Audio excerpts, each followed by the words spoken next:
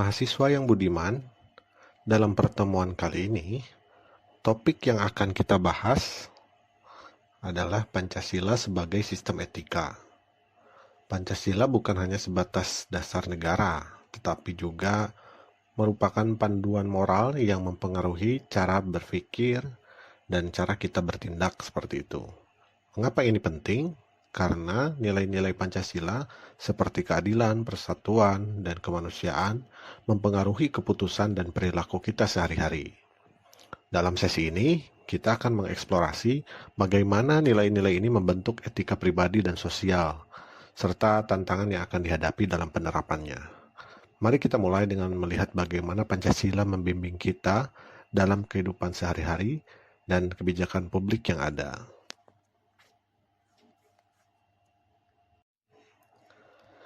Etika bukan sekedar sebuah istilah yang sering kita dengar, tetapi merupakan dasar dari sistem nilai dan prinsip yang memandu tindakan kita. Untuk benar-benar memahami bagaimana etika mempengaruhi perilaku dan keputusan kita, mari kita mulai dengan mengeksplorasi makna dan asal-usul konsep etika itu sendiri. Secara etimologis, kata etika berasal dari bahasa Yunani, ethos, yang berarti adat istiadat, kebiasaan atau karakter. Nah, istilah ini menunjukkan bagaimana kebiasaan dan norma-norma sosial ini membentuk perilaku seseorang. Dalam bahasa Inggris, kata ethics memiliki makna yang serupa, mengacu pada prinsip-prinsip moral yang mendasari perilaku dan keputusan. Secara terminologis, etika adalah ilmu moral yang mempelajari prinsip-prinsip tentang apa yang dianggap baik dan buruk, benar dan salah, serta kewajiban dan hak dalam interaksi manusia. Jadi etika di sini berfungsi untuk memberikan panduan dalam menentukan tindakan yang sesuai.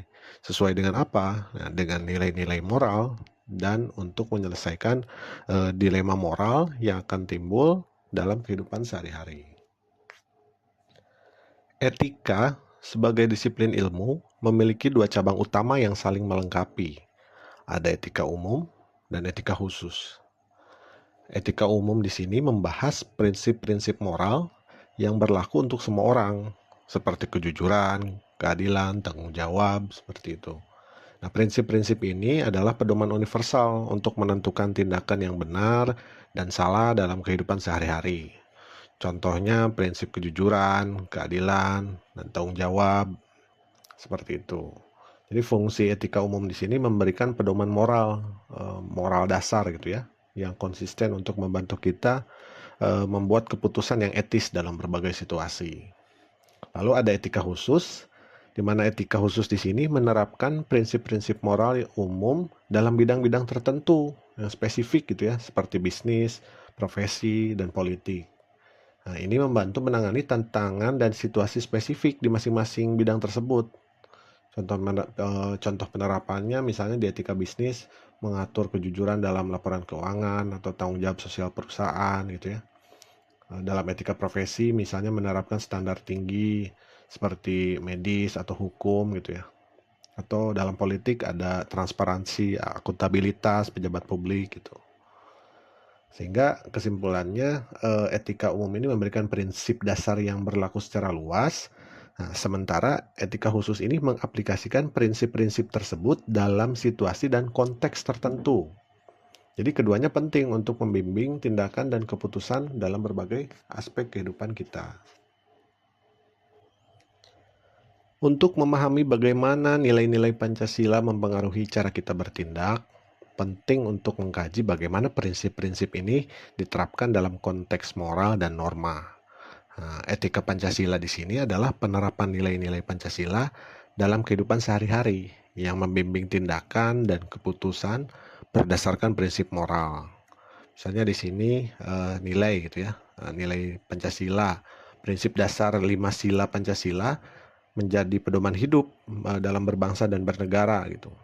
Nilai-nilai utamanya seperti ketuhanan gitu kan, bagaimana menghormati Tuhan dan nilai religius, lalu kemanusiaan yang adil dan beradab, memperlakukan setiap orang dengan adil dan menghormati hak asasi manusia misalnya.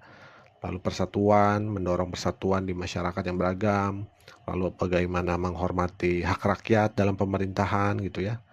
dalam konteks kedaulatan rakyat, lalu ada keadilan sosial, bagaimana menciptakan kesejahteraan yang merata dan mengatasi ketidaksetaraan misalnya. Sehingga penerapan nilainya itu menghormati perbedaan dan penegakan prinsip keadilan dalam interaksi sosial gitu ya, dalam konteks nilai. Nah, dalam konteks moral, ini prinsip moral ini yang membimbing perilaku berdasarkan nilai-nilai Pancasila tadi gitu ya. Aspek moralnya misalnya berintegritas, empati, peduli gitu ya, memiliki tanggung jawab sosial, menyadari bahwa tindakannya itu terhadap masyarakat itu memiliki dampak seperti itu. Nah, jadi penerapannya itu menghindari tindakan yang merugikan dan menyelesaikan konflik dengan adil, misalnya seperti itu. Nah, dalam konteks norma, norma Pancasila di sini aturan yang mengatur perilaku dalam masyarakat kalau dalam konteks norma. Jadi berdasarkan nilai-nilai Pancasila gitu ya, aturan-aturannya.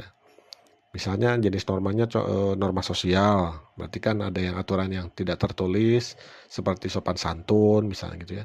Lalu ada norma hukum, nah itu kan dibuat dalam peraturan perundang-undangan. Nah tentu saja harus sesuai dengan Pancasila.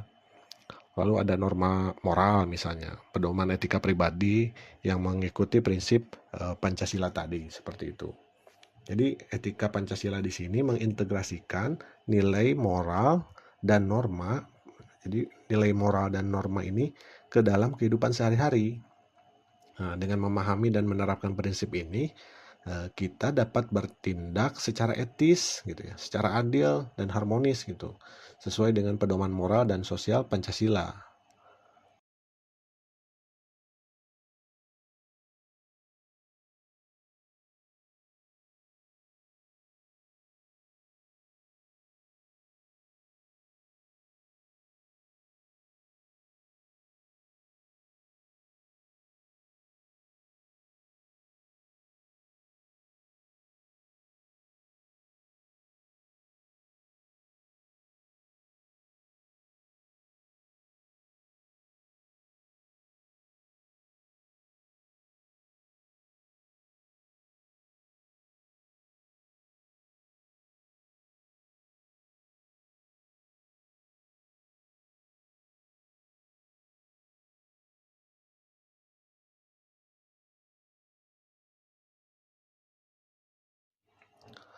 Untuk memahami mengapa Pancasila memainkan peran vital dalam kehidupan kita, mari kita lihat lebih dalam urgensi Pancasila sebagai sistem etika. Sistem etika ini tidak hanya sekedar pedoman moral, tetapi juga merupakan landasan yang membentuk karakter dan norma dalam masyarakat. Pancasila sebagai sistem etika memiliki peran kunci dalam membentuk karakter dan norma masyarakat Indonesia. Pertama di sini misalnya fondasi moral bangsa gitu ya. Bagaimana Pancasila memberikan dasar moral yang kuat bagi kehidupan bangsa. Nilai-nilai seperti ketuhanan, kemanusiaan, persatuan, kedaulatan rakyat gitu ya, dan keadilan itu membimbing tindakan dan keputusan masyarakat gitu. Lalu ada peraturan perilaku dan norma. Nah, Pancasila mengatur perilaku individu dan norma sosial. Jadi nilai-nilainya ini membantu membimbing tindakan sehari-hari dan interaksi sosial. Jadi menetapkan standar perilaku seperti menghormati perbedaan dan tanggung jawab sosial gitu ya. Penyelesaian konflik dan pembangunan. Nah, Pancasila menyediakan prinsip untuk menyelesaikan konflik dan membangun konsensus dalam mendorong penyelesaian damai misalnya gitu. Membantu menyatukan berbagai kelompok sosial dan budaya gitu ya. Menyediakan landasan etika misalnya untuk pembangunan yang adil dan berkelanjutan. Lalu selanjutnya ada landasan etika dalam kebijakan publik. Pancasila menjadi dasar etika untuk pembuatan pelaksanaan kebijakan publik, memastikan kebijakannya sesuai dengan nilai-nilai moral gitu. Jadi memastikan kebijakan pemerintah adil dan mencerminkan prinsip Pancasila gitu ya. Menuntut, jadi dalam etikanya itu menuntut pemerintah untuk bertindak etis dan transparan seperti itu. Lalu ada terakhir membangun karakter dan identitas nasional. Jadi Pancasila di sini membantu dalam pembentukan karakter dan identitas nasional. Nilai-nilainya ini membentuk karakter positif pada individu dan memperkuat identitas bangsa. Jadi membantu mengembangkan sifat-sifat seperti kejujuran dan tanggung jawab, bagaimana memperkuat rasa kebanggaan gitu ya, dan kesatuan bangsa seperti itu. Jadi Pancasila sebagai sistem etika ini sangat penting karena memberikan landasan moral dan pedoman perilaku. Dengan menerapkan nilai-nilai Pancasila, masyarakat Indonesia dapat mencapai keadilan harapannya, keharmonisan, dan integritas gitu, serta memperkuat persatuan dan kesejahteraan bangsa. Dalam konteks perubahan sosial, kemajuan teknologi, dan dinamika global, penerapan Pancasila, nilai-nilainya ini mengalami berbagai penyesuaian tentunya. Namun tantangan tetap ada dalam menjaga relevansi dan efektivitas prinsip-prinsip tersebut. Di sini misalnya penyesuaian terhadap perubahan sosial gitu, dipengaruhi oleh globalisasi dan teknologi. Jadi Pancasila harus tetap relevan dalam era digital dan globalisasi ini gitu ya. Menyesuaikan prinsip Pancasila dengan keragaman budaya dan perubahan sosial gitu. Lalu ada penerapan dalam kebijakan publik. Nah, kebijakan yang responsif, kebijakan yang harus mencerminkan prinsip Pancasila dan menyesuaikan diri dengan kebutuhan masyarakat gitu ya. Lalu kebijakannya dievaluasi berkala untuk memastikan kebijakan itu tetap sesuai dengan nilai-nilai Pancasila. Lalu dalam konteks pendidikan dan sosialisasi, bagaimana menanamkan nilai-nilai Pancasila dalam pendidikan untuk membentuk karakter generasi muda. Jadi mempromosikan nilai-nilai Pancasila dalam kehidupan sehari-hari gitu ya. Nah, dalam konteks tantangan, ini perbedaan interpretasi misalnya. Nah, perbedaan interpretasi nilai-nilai Pancasila ini dapat mempengaruhi penerapan etikanya gitu ya. Jadi variasi pandangan gitu. Bagaimana menyatukan berbagai interpretasi dalam kerangka kerja yang konsisten gitu ya. Itu kan pasti mengalami kesulitan integrasi gitu.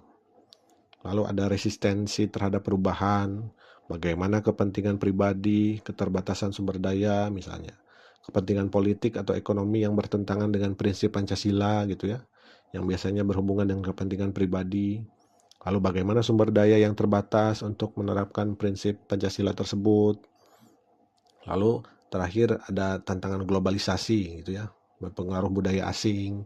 Tentu saja globalisasi ini dapat mengancam nilai-nilai tradisional Pancasila gitu.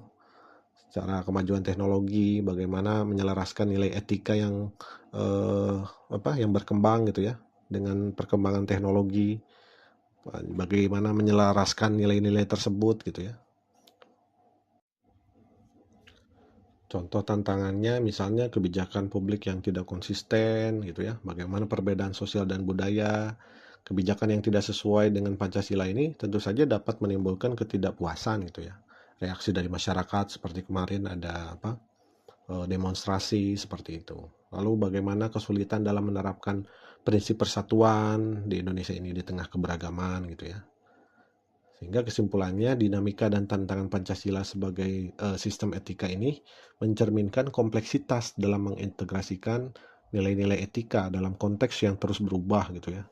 Penyesuaian terhadap perubahan sosial, globalisasi, dan kebutuhan masyarakat tentu saja memerlukan upaya berkelanjutan untuk memastikan prinsip-prinsip Pancasila tetap relevan dan efektif.